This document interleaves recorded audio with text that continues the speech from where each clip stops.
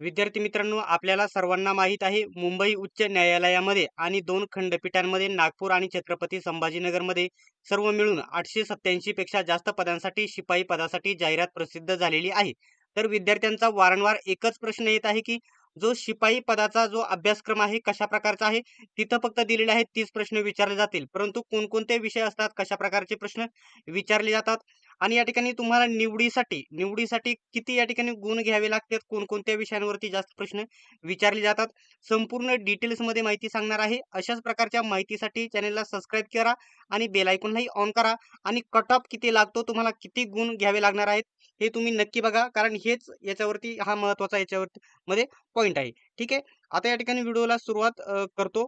महत्त्वाचा पॉईंट तुम्हाला अगोदरच मी सांगितलेले आहे आणि पुन्हा एकदा सांगतो. मुंबई उच्च न्यायालय 570 जागा, नागपूर खंडपीठ 115 जागा आणि छत्रपती संभाजीनगर खंडपीठ 202 जागा. अशा प्रकारे 887 पेक्षा जास्त पदे भरली जाणार आहे शिपायाची.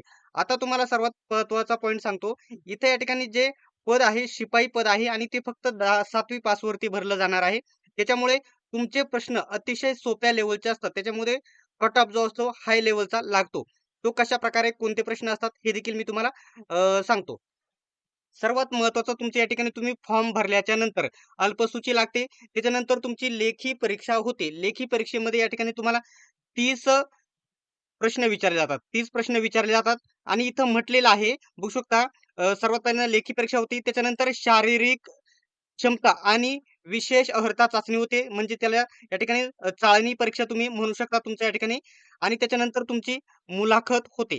आता 3 टप्पे नीट समजून घ्या, तरच तुम्हाला या परीक्षेमध्ये उत्तीर्ण होता येईल. आता याच्यामध्ये कोणकोणते विषय असतात हे मी तुम्हाला सांगतो. आता इथं म्हटलेलं आहे उत्तीर्ण गुण किमान 15. आता या ठिकाणी समजा काही विद्यार्थी विचार करतील, आम्हाला 30 पैकी 15 गुण मिळालेले, तर लगेच तुम्हाला या ठिकाणी पुढच्या चाळणी चाचणीसाठी बोलावले जाईल. तर असे नाही. त्याच्यासाठी जास्तीत जास्त कट ऑफ लागतो. हा या ठिकाणी फक्त पासिंग क्रायटेरिया आहे. फक्त पासिंग क्रायटेरिया आहे. हा पॉइंट इथे लक्षात घ्या.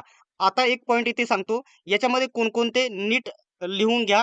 तुम्हाला विचारले जाते मराठी व्याकरणचे 2 किंवा 3च प्रश्न विचारले जातात. मागील 2-3 वर्षाच्या प्रश्नपत्रिका बघितल्या मी. या ठिकाणी फक्त 2-3च प्रश्न मराठी व्याकरणाचे विचारले जातात. ठीक आहे.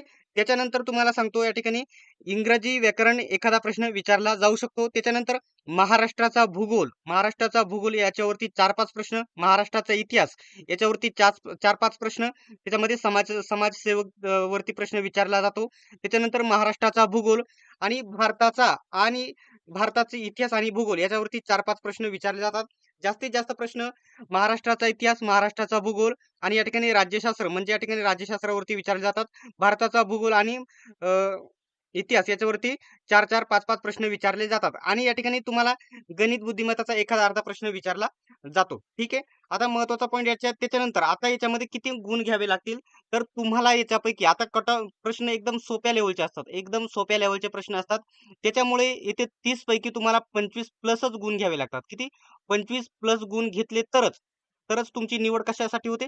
चाळणी चाचणीसाठी होते. चाचणीसाठी होते. त्याच्यानंतर हे चाळणी चाचणीसाठी काय होते, मध्ये काय होते, तर या ठिकाणी झाडू मारणे, फरची वगैरे पुसणे, त्याच्यानंतर फाईल इकडे-तिकडे आणणे, पाणी देणे, चहा देणे, असे कामं या ठिकाणी चाळणी चाचणीमध्ये केले जातात आणि ते नंतरही तुम्हाला तेच कामे करावी लागतात. त्याच्यामुळे अशा प्रकारे तिथे चांगले गुण येथे 10 पैकी भेटले. त्याच्यानंतर तुमची होते मुलाखत. शेवटला मुलाखत होते. त्याच्यानंतर बघू शकता लेखीचे गुण, चाळणी चाचणीचे गुण, त्याच्यानंतर मुलाखत गुण सर्व मिळून गुण जे चांगले असतील सर्वांचे, त्यांना या ठिकाणी त्यांची फायनल निवड केली जाते. आता महत्त्वाचा पॉइंट म्हणजे या ठिकाणी लेखी परीक्षेमध्ये 30 पैकी 25 पेक्षा जास्त गुण मिळवण्यासाठी सर्वात बेस्ट मी तुम्हाला इथं सांगतो.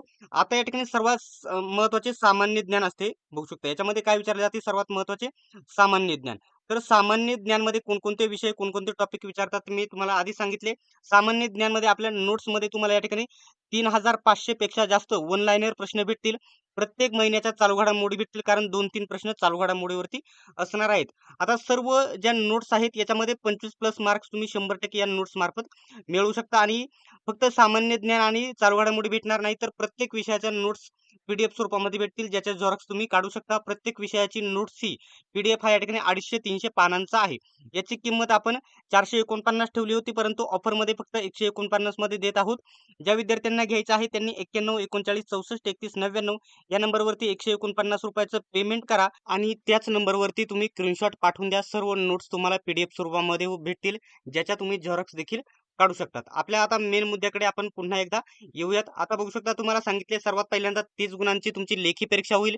त्याच्यानंतर कट ऑफ लागेल. कट ऑफ मध्ये बसले तर तुम्हाला या ठिकाणी चाळणी परीक्षा शारीरिक क्षमता चाचणीमध्ये बोलवली जाईल. त्याच्यानंतर तिथे चांगले गुण मिळाले तर तुम्हाला मुलाखतीसाठी बोलवले जाईल आणि सर्व मिळून गुण तुमचे चांगले असेल, तिन्ही टॉपिक मिळून, तर तुम्हाला या ठिकाणी निवड यादीमध्ये समाविष्ट केले जाईल.